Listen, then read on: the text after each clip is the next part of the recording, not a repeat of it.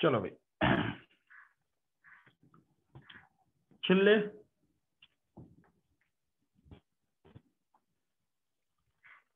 कणना संतुलन की चर्चा थई थी बरोबर भाई।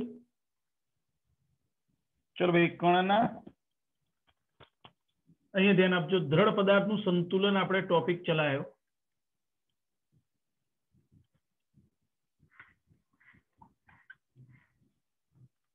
एमां आपणे त्रण प्रकारना संतुलन की बात करी थी। पहेलुं करेलुं स्थानांतरीय अथवा रेखीय संतुलन। एना माटे आपणे त्रण शरत मूकी दी sigma FIX sigma FIY sigma FIZ 0 होय त्यारे ते रेखीय अथवा स्थानांतरीय संतुलन स्थिति में होय छे। पछी आपणे चाक गति संतुलन की बात करी थी भाई। चाक गति संतुलन माटे आपणे एवुं कीधेलुं के sigma tau Y X sigma tau Y Y sigma tau Y Z बराबर 0 होय त्यारे ते चाक गतीय संतुलन स्थिति में छे तेम कहेवाय। अने जो आ 6 नु पालन थतुं होय तो पदार्थ रेखीय रीते पण संतुलन अने चाक गतिनी दृष्टिए पण संतुलन अर्थात पदार्थ यांत्रिक संतुलन में छे तेम कहेवाय। आवी आपणे वात थई गई। हवे आगळ भाई आंशिक संतुलन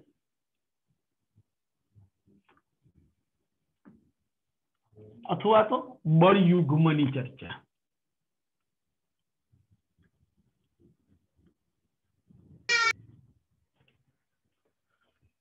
समझो भाई धारी लो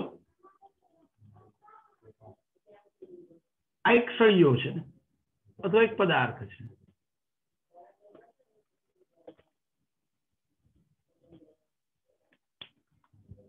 आ पदार्थ नु आ मध्य बिंदु छे। एना बंने छेड़े आपणे बळ लगाड़ीए छे समान मूल्यना F1 અને F2 બંને બળ સમાન મૂલ્યના છે।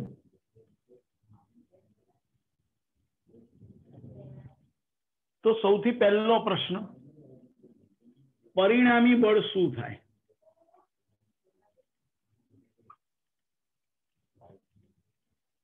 તો પરિણામી બળ F is equal to F1 plus F2। भाई F1 અને F2 બંને એક જ દિશામાં છે તો આ સરવાળો 0 થશે જ નહીં, નોટ ઇક્વલ ટુ 0। માટે પદાર્થ સ્થાનાંતરીય સંતુલનમાં નથી। માટે પદાર્થ સ્થાનાંતરીય સંતુલનમાં નથી।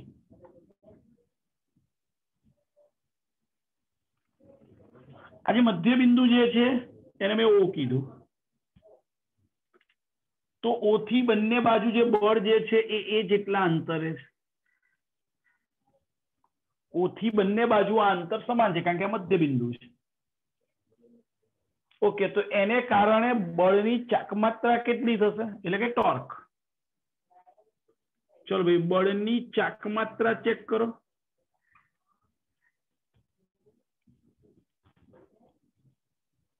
આપણને ખબર છે ચાકમાત્રાનું સૂત્ર RF sin θ। આ સૂત્ર અહીંયા લખું છું એટલે તમને યાદ રહે। બીજી વસ્તુ આપણે એવું યાદ રાખીશું કે સામાન્ય રીતે ટાઉની દિશા જો R क्रॉस F માં R થી F तरफ जो વિષમગળી દિશા હશે તો ટોર્ક પ્લસ લઈશું અને સમગળી દિશા હશે તો ઋણ લઈશું। જરૂર નથી કે આ જ લેવું, તમે આનાથી ઉલટું લઈ શકો છો પણ સામાન્ય રીતે આપણે આ પદ્ધતિ લઈશું કારણ કે વિષમગળી દિશા એટલે એન્ટી ક્લોકવાઇઝ માં સ્ક્રૂ બહાર આવે માટે પ્લસ લઈએ છે અને ક્લોકવાઇઝ માં અંદર જાય માટે એને ઋણ લઈએ છે। પણ હવે આ યાદ રાખીશું ભાઈ વિષમગળી ધન સમગળી ઋણ। ક્લિયર? ઓકે तो अहीं जुओ पहला F2 ની વાત करूं छुं। चलो भाई F2 पर लागतु टॉर्क एने टाउ 2 कहूं छुं। અને F1 પર F1 ને કારણે લાગતું ટોર્ક એને ટાઉ1 કહું છું. ચલો તો ટોર્ક શું થશે પહેલા ટાઉ2 ની વાત. તો જુઓ તો R એટલે A, F એટલે F2 એટલે AF2 થીટા. જુઓ તો ભાઈ આ A ની દિશા, આ F2 ની દિશા, બંને વચ્ચેનો ખૂણો 90 છે. sin 91 એટલે લખતા જ નથી આપણે. ચાલો હવે ટોર્ક ધન કે ઋણ એ નક્કી કરવું પડશે ને મારે. તો જો R ની દિશા કેવાય A ની દિશા, એટલે R ક્રોસ F એટલે આમ જવાનું થશે. બોલો ભાઈ આ સમઘડી કે વિષમઘડી? સમઘડી. બોલો સમઘડી. સમઘડી એટલે ટોર્ક ઋણ એટલે આ માઇનસ. ચલો ભાઈ આગળ.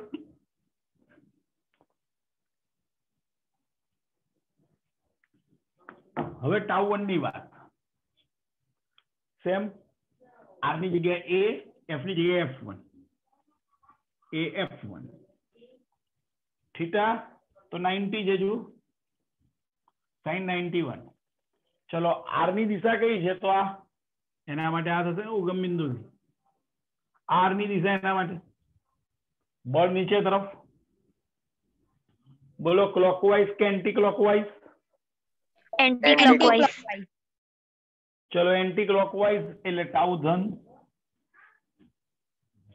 That means પરિણામી torque tau is equal to minus AF2 plus AF1. પણ F1 F2 કેવા છે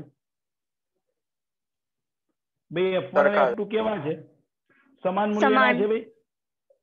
ઓકે, F1 F2 સમાન મૂલ્યના છે. એ તો સમાન છે જ, એક પ્લસ છે એક માઇનસ છે. બોલો સરવાળો શું થશે? 0. That means sigma tau, tau 0 થયો ભાઈ. That means ચાક ગતિ સંતુલનીય છે. માટે પદાર્થ ચાક ગતિ સંતુલનમાં છે. તો આવો પદાર્થ ચાક ગતિ સંતુલનમાં છે તેમ કહેવાય. ઓકે, ફરીથી ધારી લો આની આ જ આકૃતિ અહીંયા ફરી કરું છું.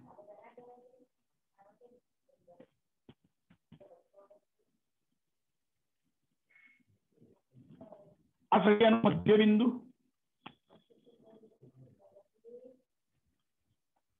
ચલો એની પર લાગતું બળ F1 અને F2 બંને સમાન મૂલ્યના છે. F1 અને F2 બંને સમાન મૂલ્યના છે.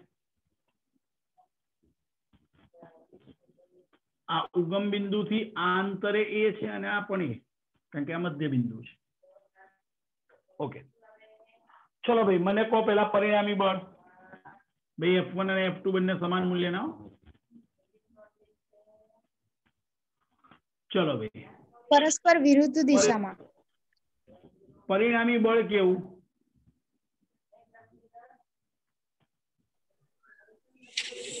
F1 is equal to minus F2. એટલે પરિણામી બળ શું થશે? પણ F1 વત્તા F2 થાય ને પરિણામી બળ. બોલો એનું મૂલ્ય કેટલું થશે?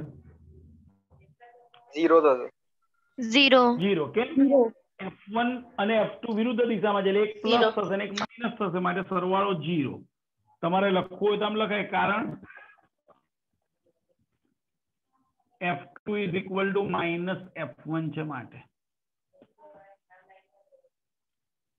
ચલો પરિણામી બળ 0 છે. ધેટ મીન્સ તે રેખીય સંતુલન સ્થિતિમાં નથી. સોરી, પરિણામી બળ 0 છે માટે તે રેખીય એટલે કે સ્થાનાંતરીય સંતુલનમાં છે. માટે તે સ્થાનાંતરીય સંતુલનમાં છે. ચલો પરિણામી ટોર્ક ચેક કરીએ.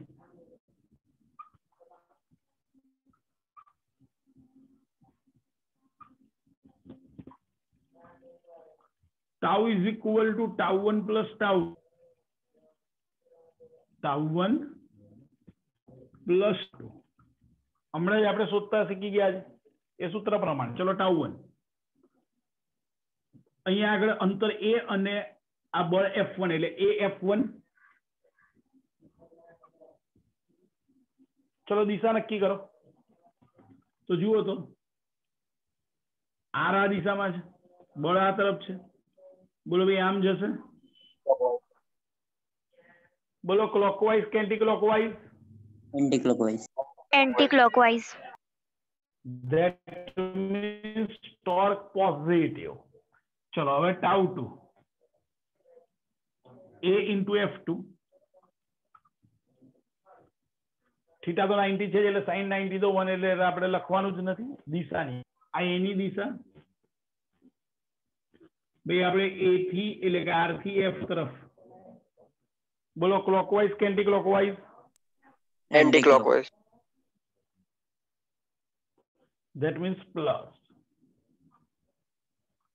જો તો બંને ટોર્ક નો સરવાળો કરો શું થાય છે?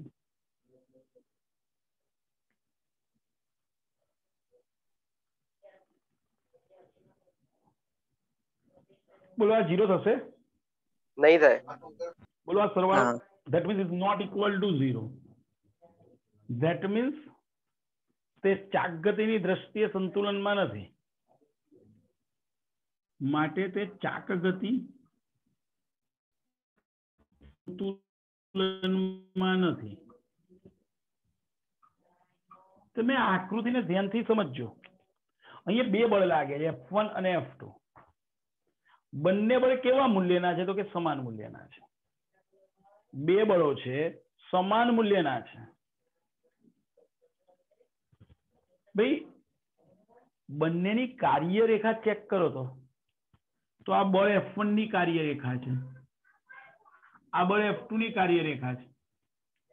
બોલો ભાઈ બંનેની કાર્યરેખા એક છે ખરી? ना. બંનેની કાર્યરેખા એક છે કે અલગ અલગ છે? अलग अलग. જો કાર્યરેખા સમાન ન હોય તેવા બે સમાન મૂલ્યના અને વિરુદ્ધ દિશાના બળો, બે સમાન મૂલ્યના અને વિરુદ્ધ દિશાના બળો ને કારણે બળ યુગ્મ ઉદ્ભવે છે. એને કારણે શું ઉદ્ભવે છે? બળ યુગ્મ એટલે કે ટોર્ક લાગે છે અને એને કારણે તે ભ્રમણ કરે છે. આ પદાર્થ શું કરશે? ભ્રમણ કરશે. આમ આ પદાર્થ જે આમ ગોળ ગોળ ફરશે, હવે એ ભ્રમણ કરે છે એટલે કે તે ચાક ગતિ કરશે. એટલે આપણે જો ટોર્ક અહીંયા આગળ લાગુ પાડવા માટે ની એક શરત મળી ગઈ બળ યુગ્મ માટેની કે ભાઈ તમે જો બે બળો લગાડો, સમાન મૂલ્યના લગાડો, વિરુદ્ધ દિશામાં લગાડો, પરંતુ એ બંને કાર્યરેખા જુદી જુદી હોવી જોઈએ, એક ના હોવી. જેમ કે ધારી લો કે આ પદાર્થ પર એક બળ હું આ દિશામાં લગાડું છું, એક બળ આ દિશામાં લગાડું છું, બંને બળ સમાન મૂલ્યના અને વિરુદ્ધ દિશામાં લગાડું છું. ભાઈ બંને બળ સમાન મૂલ્યના અને વિરુદ્ધ દિશામાં લગાડું છું. બોલો આ પદાર્થ રેખીય ગતિ કરશે? બોલો ભાઈ જલ્દી, આ પદાર્થ રેખીય ગતિ કરશે? ના, નહીં કરે. તો કે બંને બળ સમાન મૂલ્યના પરસ્પર વિરુદ્ધ દિશામાં, માટે પરિણામી બળ શૂન્ય. ભાઈ પરિણામી બળ શૂન્ય થાય કારણ કે બંને બળ સમાન મૂલ્યના છે, વિરુદ્ધ દિશામાં છે, એટલે પરિણામી બળ 0. એટલે રેખીય ગતિ નહીં થાય, રેખીય સંતુલનમાં. ઓકે, હવે ચાક ગતિની વાત. બંને બળ એક આ દિશામાં છે, એક આ દિશામાં છે, એટલે કે આ રીતે બળ લગાડીએ છીએ, એક આ દિશામાં અને એક આ દિશામાં. ધારી લો કે આની જગ્યાએ આ બળ F1 અને આ બળ F2 છે, એવું વિચારો. અત્યારે તો બંનેની કાર્યરેખા જુઓ, બંનેની કાર્યરેખા ઉગમ બિંદુમાંથી પસાર થાય છે. જુઓ બંનેની કાર્યરેખા O માંથી પસાર થશે. જુઓ તો ટોર્ક 0 કારણ કે થીટા R અને F, A અને F વચ્ચેના થીટા 0, sin 0 એટલે 0, ટોર્ક 0. તો ચાક ગતિ પણ નહીં કરે તો પદાર્થ યાંત્રિક સંતુલનમાં કહેવાય. ફરી બોલું છું, ધ્યાન રાખજો. જ્યારે પદાર્થ પર બે બળ આ રીતે લગાડો છો, સમાન મૂલ્યના પરસ્પર વિરુદ્ધ દિશામાં, પરંતુ બંનેની કાર્યરેખા ઉગમ બિંદુમાંથી પસાર થશે એટલે કે એક જ હશે, તો એવા સંજોગોમાં તે રેખીય સંતુલન સ્થિતિ અને ચાકગતિ સંતુલન એટલે કે યાંત્રિક સંતુલનમાં હશે. પણ મેં જે અહીંયા તમને આ સ્પષ્ટતા કરી છે એમાં તો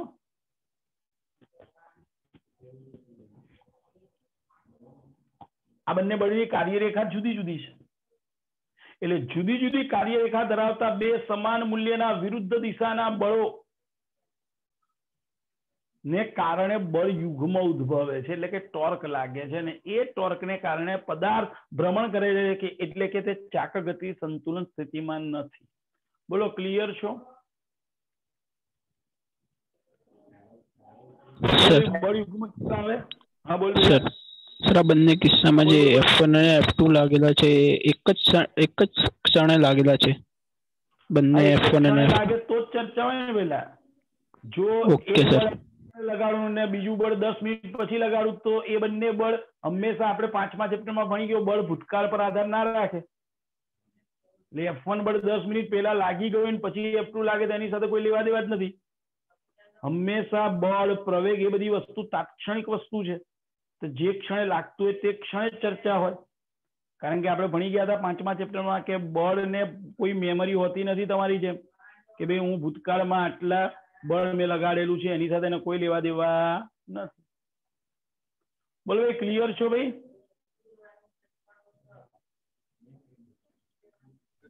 હા સર. હા સર. હા સર. તો મને આવું બળ યુગ્મનું કોઈ બીજું ઉદાહરણ તમારા ધ્યાનમાં?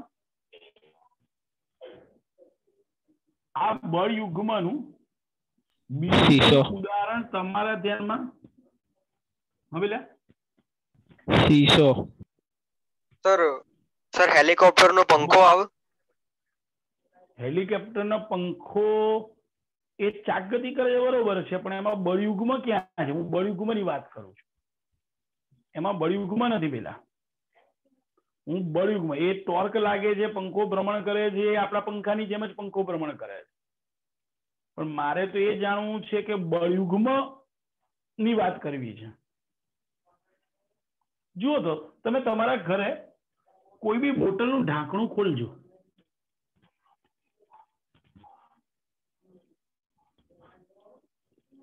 ત્યારે તમે 2 આંગળીથી ઢાંકણું ખોલશો. જો એક બળ આ દિશામાં લાગતું હશે તો બીજું બળ આ દિશામાં લાગતું હશે. આ બોટલ છે, આ બોટલનું મારે ઢાંકણું ખોલવું હોય તો એક બળ મારે તમારી તરફ તો એક બળ મારી તરફ લગાડવું પડે, ત્યારે આ ઢાંકણું ખુલે. એ સિવાય આ ઢાંકણું ખુલતું નથી. ધેટ મીન્સ અહીંયા શું થાય છે? હા બોલો સર. તમે એક્ઝામ્પલ આપ્યું હતું ને પેલી જૈણી. કઈ ગયણી? સર ગયણી નહીં, જૈણી. જૈણી મતલબ કે પેલું તમે નતો કીધું દાળ હલાવવા માટે, છાસ કરવા માટે. રવૈયું કહેવાય બેન, એને રવૈયું કહેવાય. તું રસોડામાં જા તો. એટલે અમારા જૈણી મને ખબર નથી. તમારે જૈણી કે છે, પણ મને એવો ખ્યાલ છે કે એને રવૈયું કહીએ છે. બરોબર, ઓકે. એને કીધું એ વાત સાચી, રવૈયું. છોકરાઓને કદાચ ના ખબર હોય આવું રવૈયું આવે. હવે આ જે રવૈયું જે છે એમાં પણ એક બળ આ તરફ ને એક બળ આ તરફ આપણે હાથથી આમ ફેરવીએ છીએ. ઓકે, આ સિવાય કોઈ ઉદાહરણ? ચલો ભાઈ, આ સિવાય કોઈ ઉદાહરણ તમારા ધ્યાનમાં? સર મિક્સચર ની અંદર ના જે પાંખે આવે એ? ના બેન, એ તો ઇલેક્ટ્રિક પાવર એનાથી ફરે છે. એને આપણે બળ યુગ્મનો અર્થ 2 બળ લાગતા હોવા જોઈએ વિરુદ્ધ દિશામાં. સમાન મૂલ્યના વિરુદ્ધ દિશામાં 2 બળ લાગવા જોઈએ, એવા બળ યુગ્મની વાત કરવાની છે. બાકી એમાં ટોર્ક તો લાગે તો જ ભ્રમણ થાય. કયું વેલણ? આપણે રોટલી કરવા માટે વેલણ. બેન એ તો એમાં તો ઉપર આમ ફેરવીએ આમ, એમાં આમ ઉપર આગળ પાછળ નથી. બોલો ભાઈ. સ્ક્રૂ આવે છે. સ્ક્રૂમાં તો પેલા એક જ દિશામાં ફેરવવાનું હોય ને. સર હોકાયંત્ર યાદ કરાવો. યસ, હોકાયંત્ર ચોપડીનું ઉદાહરણ છે. ભાઈ આપણે બધા હોકાયંત્ર તમે લેબોરેટરીમાં તમને બતાવેલું હશે 8મા 9મા 10મા ધોરણ સુધીમાં. હોકાયંત્ર જે છે એ આવી રચના છે. એને આ રીતે આની પર ટેકવેલ હોય છે. એની એક સોયનો ભાગ એ નોર્થ દિશા દર્શાવે, તો બીજો ભાગ એ સાઉથ દિશા દર્શાવે છે. આને આધારે આપણે દિશા નક્કી કરી શકીએ કે એન ધ્રુવ ક્યાં છે અને એસ ધ્રુવ ક્યાં છે. ધારી લો કે આ એન ધ્રુવ દર્શાવે છે અને આ એસ ધ્રુવ દર્શાવે છે. હવે રિયલમાં હોકાય યંત્ર કામ કઈ રીતે કરે? તો કે રિયલમાં પૃથ્વીનું પોતાનું જે ચુંબકીય ક્ષેત્ર જે છે એને કારણે આ ચુંબકીય સોય પર બળ લાગે. આને રિયલમાં ચુંબકીય સોય બોલાય. આ ચુંબકીય સોય છે, આ નીડલ છે ચુંબકીય સોય. એ ચુંબકીય સોય પર પૃથ્વીનું ચુંબકીય ક્ષેત્ર બળ લગાડે છે. એક બળ લાગે છે આ દિશામાં, તો બીજું બળ લાગે છે આ દિશામાં. બંને બળ સમાન મૂલ્યના હોય છે અને વિરુદ્ધ દિશામાં હોય છે. તેને કારણે ચુંબકીય સોય ગોળ ફરતી હોય છે. ચુંબકીય સોય જે ગોળ ફરે છે ને એનું કારણ આ છે. તો અહીંયા બંને બળ જુઓ તો સમાન મૂલ્યના વિરુદ્ધ દિશામાં અને બંને એક રેખસ્થ નથી, એટલે કે બંનેની કાર્યરેખા સમાન નથી, એટલે ટોર્ક ઉત્પન્ન કરે છે, એટલે કે બળયુગ્મ ઉત્પન્ન કરે છે. ચલો આ બંને જે ઉદાહરણ હતા તો ચોપડીના હતા, પણ તમારા મગજમાં આ સિવાય કોઈ નજરે દેખેલું? તો જો તમને યાદ કરાવું, તમે બધાએ સાયકલ ચલાવેલી હશે, સાયકલ કે કોઈ બી વ્હીકલ ટુ વ્હીલર ચલાવેલું હશે. તમે ધ્યાનથી જો એનું હેન્ડલ જુઓ. આ એનું હેન્ડલ જે છે ને, જયારે તમારો વળાંક કળવાનો હશે ને ત્યારે ધ્યાનથી જોજો. એક ઉપર હાથથી બળ આ તરફ લાગતું હશે તો બીજા તરફ આ તરફ.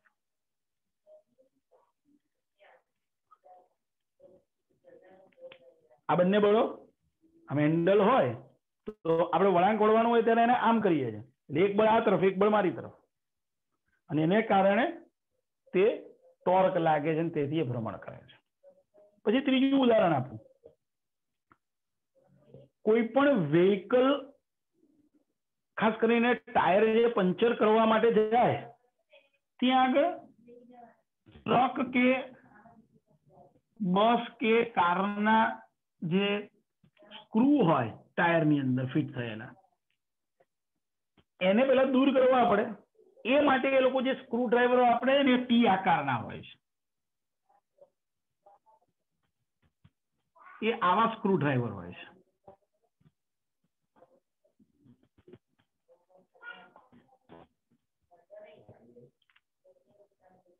હવે એ લોકો એને બળ આ રીતે લગાડે છે, એક આ બાજુ અને બીજું બળ આ બાજુ.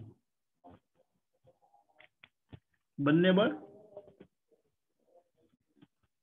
વિરુદ્ધ દિશામાં છે, સમાન મૂલ્યના છે, અને એને કારણે આ ટી આકારનું હોય આ રીતે.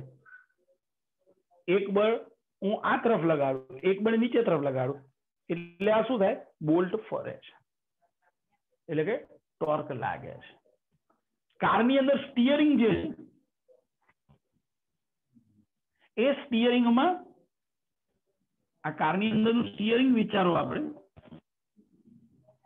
તો એ સ્ટીયરિંગમાં એક બળ આ તરફ લગાડીએ છીએ, એક બળ આ તરફ લગાડીએ છીએ, માટે કાર ભ્રમણ કરી શકે છે. બોલો ક્લિયર છો ભાઈ? આ બધા બળ યુગ્મના મેં તમને ઉદાહરણ આપ્યા. બોલો ખ્યાલ આવે? ખ્યાલ આવે છે ભાઈ? ઓકે, બળ યુગ્મની ચર્ચા પૂરી. જો ઉદાહરણ નંબર 7.7, ઉદાહરણ નંબર 7.7.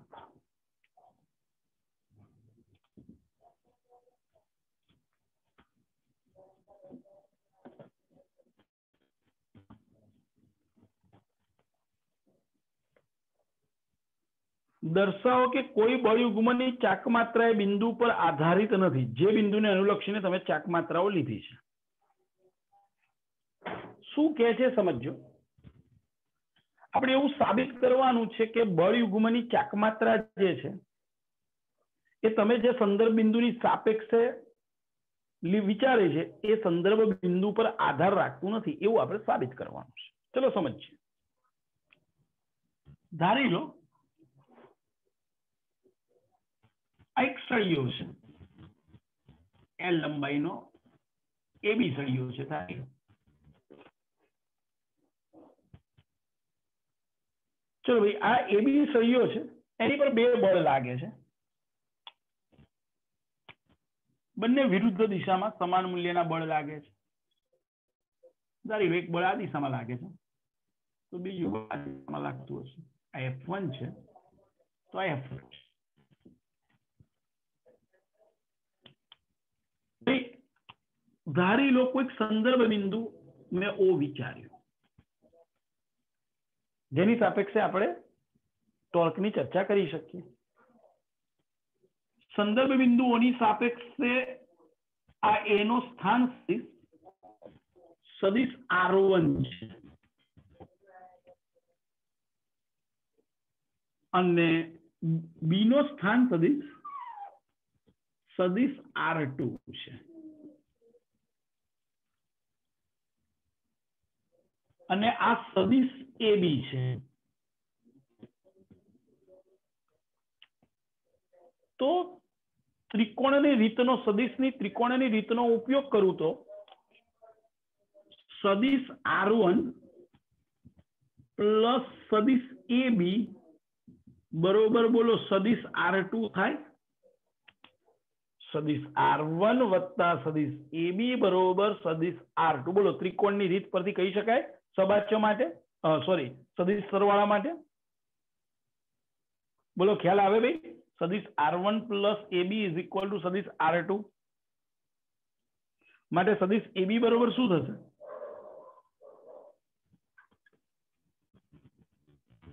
सदिश R2 माइनस सदिश R1। सदिश AB इज इक्वल टू सदिश R2 माइनस सदिश R1 आने कहिए समीकरण 1। चलो भाई हवे टॉर्क नो विचार करिए भाई बळनी चाकमात्रा टॉर्क। चलो भाई पहलू टॉर्क थशे ए बिंदु आगळ लई लईए। चलो R1 cross F1 okay plus Biju torque अहींया आगळ R2 क्रॉस F2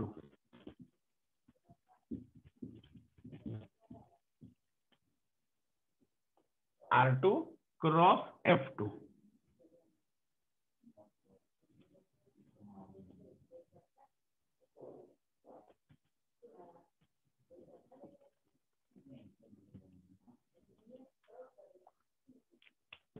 भाई पण आपणे तो जाणीए आ बंने बळ समान मूल्यना लगाया छे।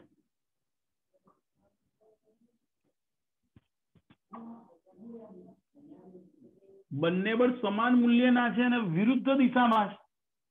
बंने बळ समान मूल्यना छे अने विरुद्ध दिशामां छे। भाई जो आ बंने बळो समान मूल्यना लीधा छे अने मैं विरुद्ध दिशामां छे पहेला स्वीकारी रकममां ज आपणने आपेલું છે।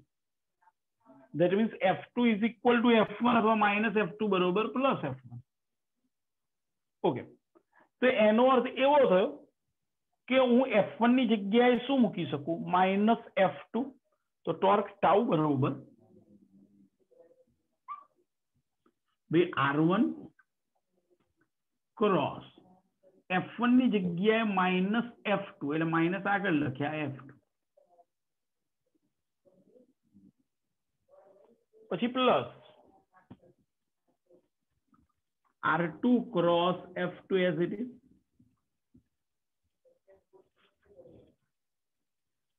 जो भाई पहला प्लस वालू पद लखी नाखिए પછી माइनस वालू पद लखिए। चलो एक काम करिए तो पहला R2 क्रॉस F2 कर नाखिए અને પછી આ માઈનસ R1 क्रॉस F1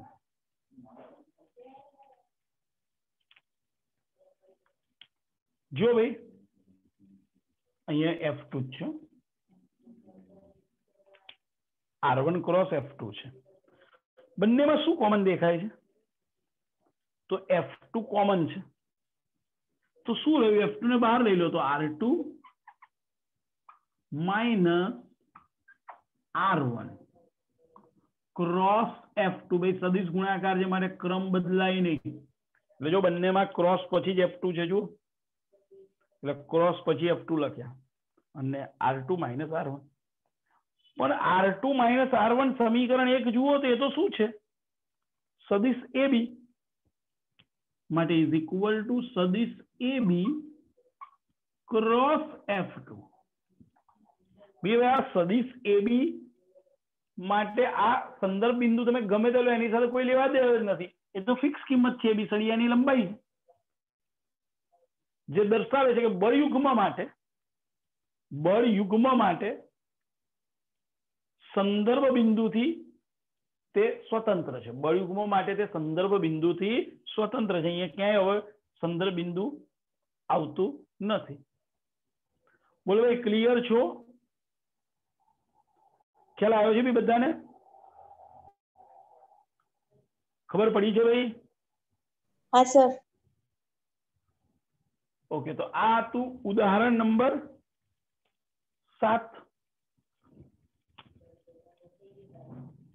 7મું ઉદાહરણ કમ્પ્લીટ બોલો ભાઈ દરેકે ખ્યાલ આવ્યો છે તો નવા ટોપિક પર જઈએ ચાક માત્રાનો સિદ્ધાંત ભાઈ ખબર પડી જાય ને તો નવો ટોપિક ચાલુ કરું હા સર ઓકે તો નવો ટોપિક ચાક માત્રાનો સિદ્ધાંત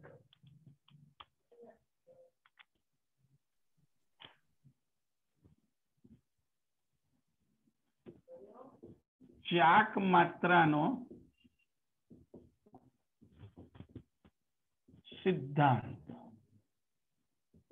સર બહુ ઝાંખું દેખાય છે સર એટલે બ્લુ લાઈન ઝાંખી દેખાય છે બધું ઝાંખું દેખાય છે તને બધું સર નહીં દેખાય એટલે દેખાતું જ નથી બેન સર ક્લીન દેખાય છે અચ્છા ક્લીન દેખાય છે ઓકે ધેટ મીન્સ ભઈલા તારા લોગ આઉટ થઈને ફરીથી તું જોઈન્ટ થયા ભઈલા સર બાકી હા બોલ ભઈલા હા પેલું દ્રઢ પદાર્થનું સંતુલન એ થિયરી ની અંદર ઉદાહરણ 7 માટે લખ્યું ઉદાહરણ 7.7 બળ યુગ્મના એટલે કે સ્થાનાંતરણ સંતુલનમાં દ્રઢ પદાર્થ પર લાગતા બે બળોના વિશિષ્ટ કિસ્સા આ પરિણામની સાબિતી આપે છે આ પરિણામનું n બળો માટેનું વ્યાપક સ્વરૂપ તમારા માટે એક સ્વાધ્યાય તરીકે છોડી દીધેલ છે એટલે આ બે બળ છે એની જગ્યાએ ગમે તેટલા બળ હોય પણ બધા બળો કયા ધ્યાનમાં લેવાના રહે જે સમાન મૂલ્યના વિરુદ્ધ દિશાના અને જેમની કાર્યરેખા સમાન ના એવા ગમે તેટલા બળ હોય બધા બળો શું ઉત્પન્ન કરે ટોર્ક ઉત્પન્ન કરે એટલે આ બે બળ છે એની જગ્યાએ આવા ગમે તેટલા બળો હોય આવા આ F2 બળ છે અહીંયા ધારી લે કે F3 બળ હોય અને એક્ઝેક્ટ એની વિરુદ્ધ દિશામાં F4 બળ હોય તો એ પણ ટોર્ક ઉત્પન્ન કરશે ધારી લે કે આ F5 બળ છે આ F6 બળ છે તો જોઈ શકાય બંનેની કાર્યરેખા એક જ રેખા પર છે માટે ટોર્ક ઉત્પન્ન નહીં કરે આ ધારી લે કે F7 બળ છે આ F8 બળ છે તો આ ટોર્ક ઉત્પન્ન કરશે આ રીતે જેટલા પણ બળ છે બધા જ બળ જો સમાન જે બે બળો સમાન મૂલ્યના અને પરસ્પર વિરુદ્ધ દિશામાં હશે અને એમની કાર્યરેખા એક રેખસ્થ નહીં હોય તો તે ટોર્ક ઉત્પન્ન કરશે ક્લિયર આવા ગમે તેલા n બળો ગમે તેલા તું વિચાર બધા માટે આ સેમ ચર્ચા ક્લિયર છો યસ સર ઓકે ચલો ભાઈ ચાક માત્રાનો સિદ્ધાંત ભાઈ ચાક માત્રાનો સિદ્ધાંત એટલે રિયલમાં તો છે ને ઉચ્ચાલન ચાક માત્રાનો સિદ્ધાંત એટલે રિયલમાં ઉચ્ચાલન જેને લીવર બોલાય ઇંગ્લિશમાં ભાઈ ઉચ્ચાલન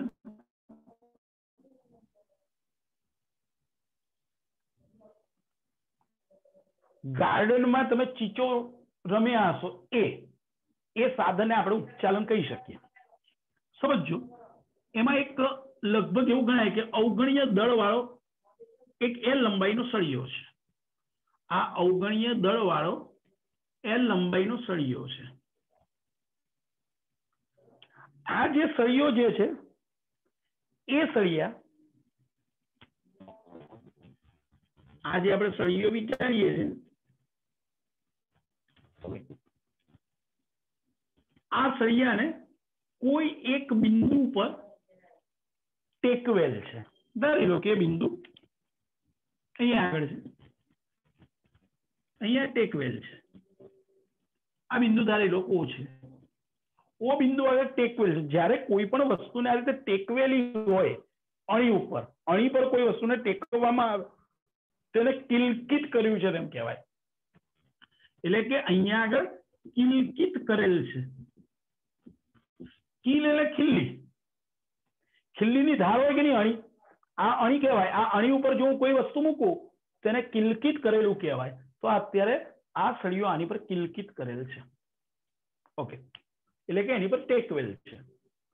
હવે એના બંને છેડા પર આપણે કંઈક બળ લગાડીએ છીએ. એક બળ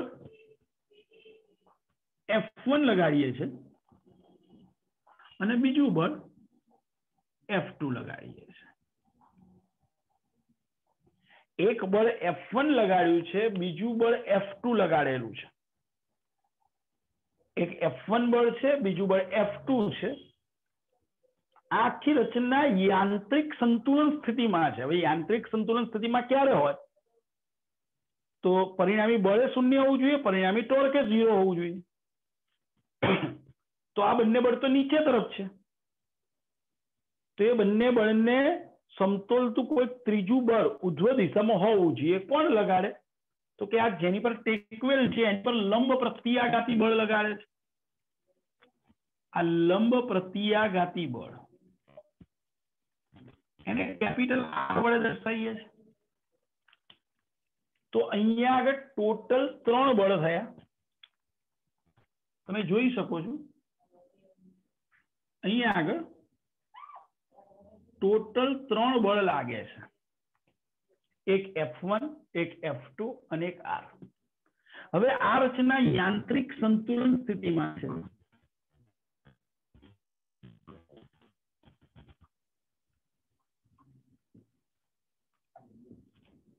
એ મેં પહેલાથી સ્પષ્ટતા કરી દીધી છે કે યાંત્રિક સંતુલનમાં છે. ધેટ મીન્સ સ્થાનાંતરીય સંતુલન અને ચાકગતીય સંતુલન બંને હશે, માટે પરિણામી બળ શૂન્ય હશે.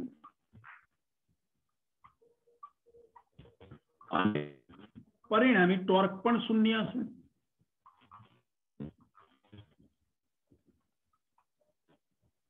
ચલો પહેલા પરિણામી બળ શૂન્યની વાત કરીએ. ભાઈ પરિણામી બળ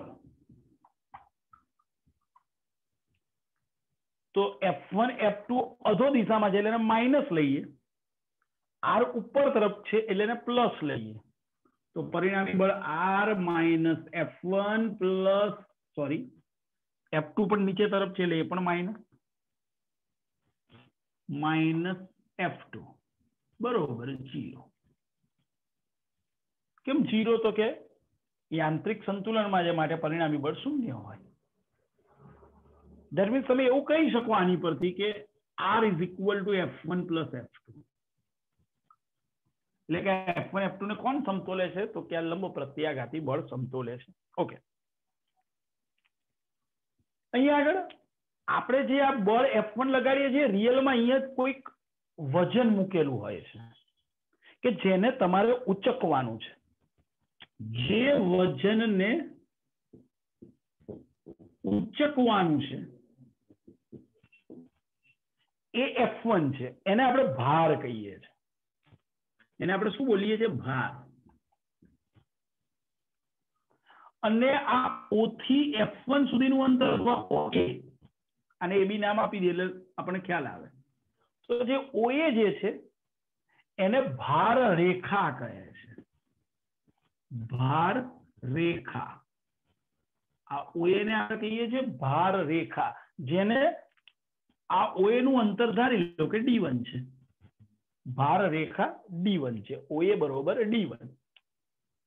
ઓકે, હવે તમારે આ વજનને ઉચકવું છે માટે બી તરફ તમારે કંઈક બળ લગાડવું પડશે, તમારે કંઈક પ્રયાસ કરવો પડશે, કંઈક એફર્ટ લગાડવો પડશે એને ઉચકવા માટે.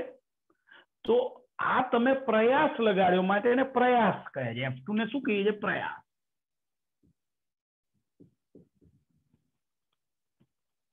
અને આ O થી B એને કહીએ છે પ્રયાસ રેખા, એને કહીએ છે પ્રયાસ રેખા, એફર્ટ આર્મ.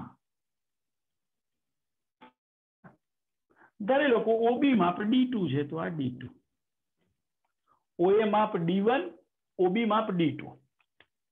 ઓકે, તો હવે વાત કરીએ ટોર્કની. ચલો ભાઈ, પરિણામી ટોર્ક શૂન્ય છે તો આપણને ખબર જ છે, પણ એ ટોર્ક કોણ લગાડે છે તો કે આ બળ F1 અને F2 કોની સાપેક્ષે હું વિચારું છું? સંદર્ભ બિંદુઓની સાપેક્ષે. પરિણામી ટોર્ક સંદર્ભ બિંદુઓની સાપેક્ષે. ભાઈ સંદર્ભ બિંદુઓની સાપેક્ષે વિચારવાનું કહું છું તમને. ચાલો, ટોટલ કેટલા બળ છે? 1 2 3, માટે 3 ટોર્ક લાગવા જોઈએ. ચાલો, પહેલું વાત કરું છું આર ને કારણે ટોર્ક. ચલો ભાઈ, આર ને કારણે ટોર્ક કેટલું લાગશે? તો ધ્યાનથી જુઓ, આ આર ની કાર્યરેખા સંદર્ભ બિંદુઓમાંથી પસાર થાય છે. જુઓ, આર ની કાર્યરેખા સંદર્ભ બિંદુ માટે એને કારણે ટોર્ક લાગશે નહીં, એટલે આર ને કારણે તો ટોર્ક હશે જ નહીં. ચાલો ભાઈ, હવે વાત થઈ F1. ચલો, F1 ને કારણે લાગતું ટોર્ક τ1 ઇઝ ઇક્વલ ટુ બળ એટલે કે ભાર ગુણ્યા ભાર રેખા એટલે કે લંબ અંતર D1. કેમ? તો તમને યાદ હોવું જોઈએ ભાઈ, ટોર્ક નું સૂત્ર શું હતું? ટાઉ બરોબર RF sin θ. ટાઉ બરોબર RF sin θ.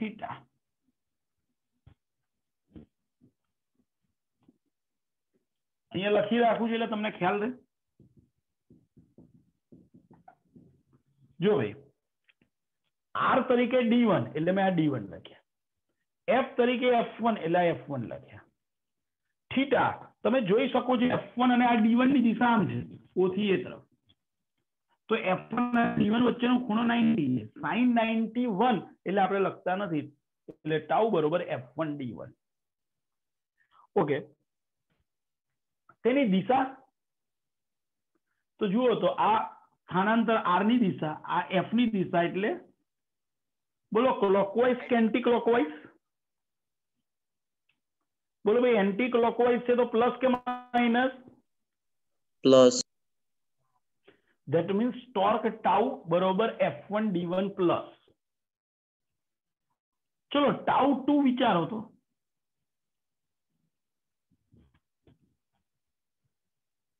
તો τ2 શું થશે? જુઓ, બળ F2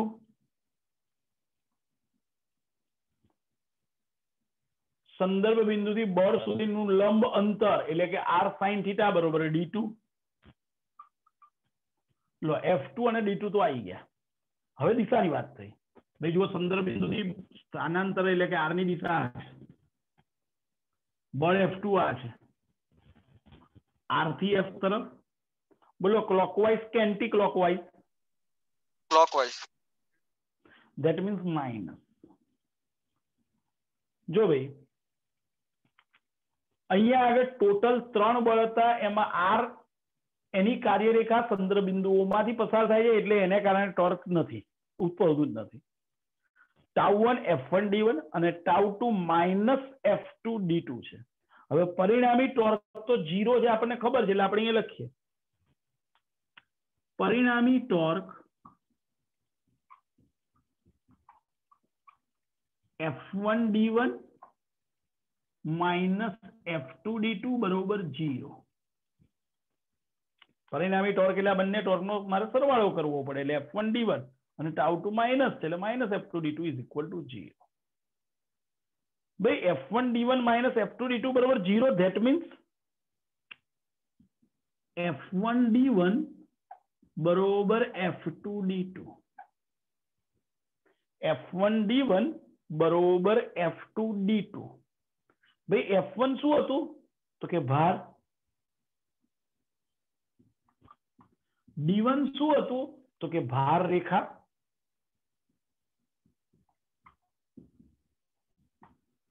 is equal to F2 શું હતું? તો કે પ્રયાસ. D2 શું હતું તો કે પ્રયાસ રેખા,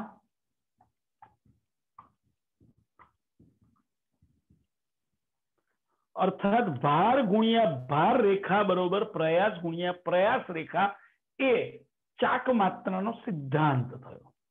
આનો સિદ્ધાંત કહેવાય F1 D1 બરોબર F2 D2, અથવા ગુજરાતીમાં બોલવું હોય તો આમ બોલીએ ભાર ગુણ્યા ભાર રેખા બરોબર પ્રયાસ ગુણ્યા પ્રયાસ રેખા. આ એનો સિદ્ધાંત છે. ઓકે, હજી વિચારી ભાઈ આનો અર્થ એવો હતો કે F1 upon F2 is equal to D2 by D1. આવું થયું છું. આ F2 ને છેદમાં લઈ ગયો એટલે F1 upon F2, તો D1 બીજી તરફ ગયા એટલે એ છેદમાં ગયા એટલે F1 upon F2 બરોબર D2 by D. આને યાંત્રિક લાભ કહેવાય ઉચ્ચાલનનો. યાંત્રિક લાભ, મિકેનિકલ પ્રોફિટ માટે એને એમ વડે દર્શાય છે. મિકેનિકલ એટલે એમ. હવે આમાં જુઓ, ધારી લો કે તમારે અહીંયા આગળ બહુ મોટું વજન ઉચકવાનું છે. એની કમ્પેરિઝનમાં એ ઉચકવા માટે બળ તો તમારે લગાડવાનું છે, પ્રયાસ તમારે કરવાનો છે. અહીંયા મોટું વજન છે અને તમારે ઉચકવાનું છે. પણ જેટલું D2 પ્રયાસ રેખા જેટલી વધારે હશે એટલું બળ તમારે ઓછું લગાડવું પડશે. D2 જેટલા મોટા, તમે ચેક કરજો અહીંયા આગળ F2 ને કરતા બનાવો. આ F2 એટલે પ્રયાસ છે, એ તમારે લગાડવાનો હતો. તો F2 નું સૂત્ર શું થશે? F2 is equal to F1 into D1 by D2. આવું થશે ભાઈ. જેટલું D2 મોટા D1 ની સાપેક્ષે એટલું આ ગુણોત્તર નાનો થશે, મારે બળ તમારે ઓછું લગાડવું પડે. અર્થાત ખૂબ જ મોટું વજન ઉચકવું છે અને તમે ખૂબ જ નાનું બળ લગાડી અને તેને ઉચકી શકશો. પણ શરત એના માટે જે પ્રયાસ રેખા જે છે એ શક્ય એટલી વધારે રાખવી પડે. જુઓ, તમે જસ્ટ વિચાર કરો કે તમારે ધારી લો 200 કિલો નું વજન ઉચકવું છે. એટલે ભાર કેટલો કીધો મેં? ભાર એટલે F1. 200 કિલો તેનું દળ છે એટલે 200 ગુણ્યા G. G ની કિંમત સરળતા ખાતર 10 લઈ લો. અર્થાત તમારે 2000 ન્યૂટન વજન ઉચકવું છે. હવે આપણે જાણીએ છીએ કે આપણે એકલા હાથે 2000 ન્યૂટન ઉચકી નથી શકવાના. પણ જો આ ઉચ્ચાલનનો ઉપયોગ કરું છું, સમજો. ધારી લો D1, આ D1 ની કિંમત ધારી લો 1 સેન્ટીમીટર છે અને D2 100 સેન્ટીમીટર છે. આ 1 સેન્ટીમીટર છે અને આ 100 સેન્ટીમીટર છે. હવે જુઓ, તમારે આ 2000 ન્યૂટન બળ ઉચકવા માટે તમારે કેટલું બળ લગાડવું પડે? આ મૂકો આ સૂત્રમાં. તો F2 is equal to, ચલો ભાઈ, F1 છે 2000, D1 1, D2 100. ભાઈ આ 2 મિનિટ તો ગયા, માત્ર 20 ન્યૂટન. તમે માત્ર 20 ન્યૂટન બળ લગાડશો અને આ 2000 ન્યૂટન વજન તમારાથી ઉચકાઈ જશે. ક્લિયર? તો આ ચાકમાત્રાનો સિદ્ધાંત અથવા ઉચ્ચાલન આ રીતે આપણા માટે કાર્ય કરે છે, આપણા માટે આ રીતે ફાયદાકારક છે. સર ફરી એક સમજાવો ને. ફરીથી સમજાવું છું. અહીંયા આગળ આપણે શું કીધું કે ભાઈ એની પર ટોટલ કેટલા બળ લાગે છે? 1 2 3. પરિણામી ઉપર 0 છે એટલે ત્રણેય બળનો સદિશ સરવાળો 0. આર ઉપર તરફ છે એટલે પ્લસ, F1 અને F2 નીચે તરફ છે એટલે માઇનસ. ઓકે, પછી પરિણામી ટોર્ક ની વાત કરી તો અહીંયા આગળ સંદર્ભ બિંદુની સાપેક્ષે ટોર્ક નો વિચાર કર્યો તો પહેલું ટોર્ક મેં આર ને કારણે વિચાર્યું. તે સંદર્ભ બિંદુમાંથી એની કાર્યરેખા પસાર થાય છે માટે એને કારણે ટોર્ક 0. પછી વાત કરી F1 ને કારણે ટોર્ક F1 D1. F1 અને આ લંબંતર એટલે r sin θ કહેવાય, આપણે જાણીએ છીએ, એટલે r sin θ ની જગ્યાએ d1 એટલે F1 d1. જોઈ શકાય r ની દિશા આ છે, બળ F1 નીચે તરફ છે, ધેટ મીન્સ અહીંયા જોઈ શકાય છે વિષમગળી દિશા એટલે એ ટોર્ક પ્લસ. એ જ રીતે અહીંયા આગળ વાત કરી F2 આ લંબંતર r sin θ d2 છે એટલે F2 d2. r ની દિશા છે, આ બળની દિશા છે, માટે આ થયું સમગળી દિશા માટે માઇનસ. તો પરિણામી ટોર્ક એટલે આ બધા ટોર્કનો સરવાળો એટલે F1 d1 અને માઇનસ F2 d2 નો સરવાળો 0. ધેટ મીન્સ F1 d1 બરોબર F2 d2. આ માઇનસ F2 d2 ને બરોબર ની બીજી તરફ લઈ ગઈ. આ F1 ને આપણે ભાર કહીએ છીએ, d1 ને ભાર રેખા કહીએ છીએ, એટલે આ F1 d1 ને શું બોલાય? ભાર ગુણ્યા ભાર રેખા. અને F2 ને પ્રયાસ કહીએ છીએ અને d2 ને પ્રયાસ રેખા કહીએ છીએ, માટે F2 d2 ની જગ્યાએ તમે શું બોલી શકો? પ્રયાસ ગુણ્યા પ્રયાસ રેખા. આને આપણે ચાકમાત્રાનો સિદ્ધાંત કહીએ છીએ. ઓકે, હવે એનું સાદું રૂપ આપ્યું, F1 d1 બરોબર F2 d2 હોય, F1 d1 બરોબર F2 d2 હોય, તો તમે F2 ને એમ છેદમાં લઈ જાઓ તો d1 આ તરફ જશે, એટલે આવું થયું F1 upon F2 બરોબર d2 by d1. ઓકે, હવે F2 ને કરતા બનાયા. જેને ના આવડે એના માટે, જેને ડાયરેક્ટ આની પરથી F2 લખતા ના આવડે એને ફરીથી અહીંયા જોઈ લો, F2 d2 બરોબર F1 d1 આપણો સિદ્ધાંત છે. તો F2 ને કરતા બનાવવાનું કહું છું તો થઈ ગયું F1 d1 by d2. જેને ડાયરેક્ટ આની પરથી F2 શોધતા નથી આવડતું એના માટે મેં આ રીતે શોધી આપ્યું.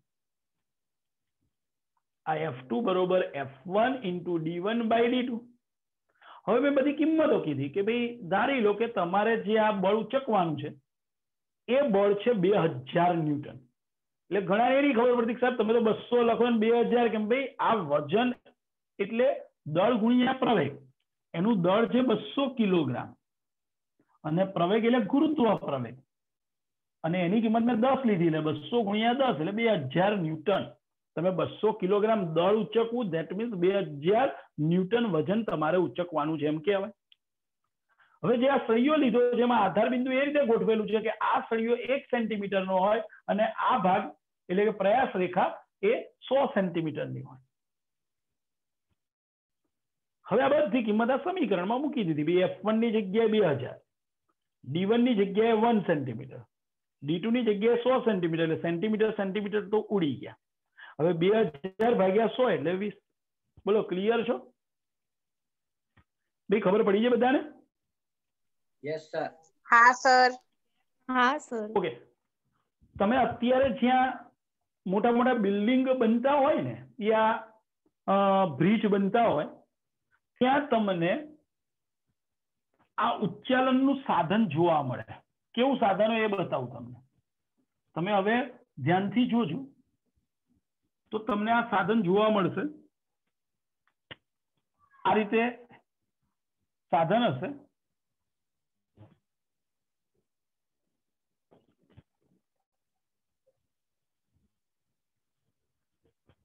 એમને જે વજન મોટું ઉચકવાનું છે અહીંયા મૂકશે અને અહીંયા આગળ ઓછું બળ લગાડી અને આ પદાર્થને ઉચકીને એક જગ્યાએથી બીજી જગ્યાએ, આ બીજી જગ્યાએ એટલે આને આમ પાછું અહીંયા આગળ ટોર્કે લગાડી શકાય.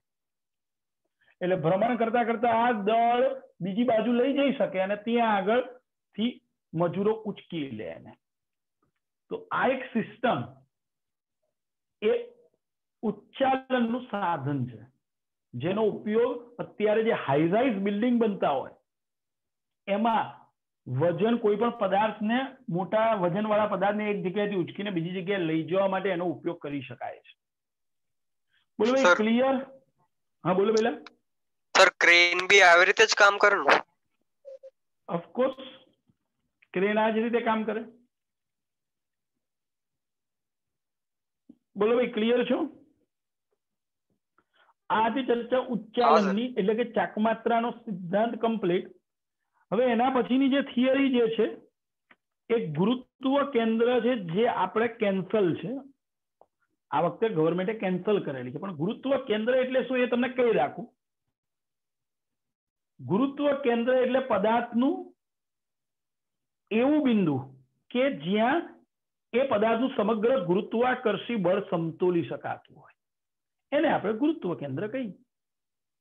જેમ કે મારી જોડે આ ટેક્સ્ટબુક છે, તો આ ટેક્સ્ટબુકનું હું એક એવું બિંદુ શોધી નાખું કે જ્યાં આગળ આ બુક આ રીતે હું ટેકવી શકું છું એક આંગળીએ, તો આ જે બિંદુ મળ્યું એને ગુરુત્વ કેન્દ્ર કહેવાય.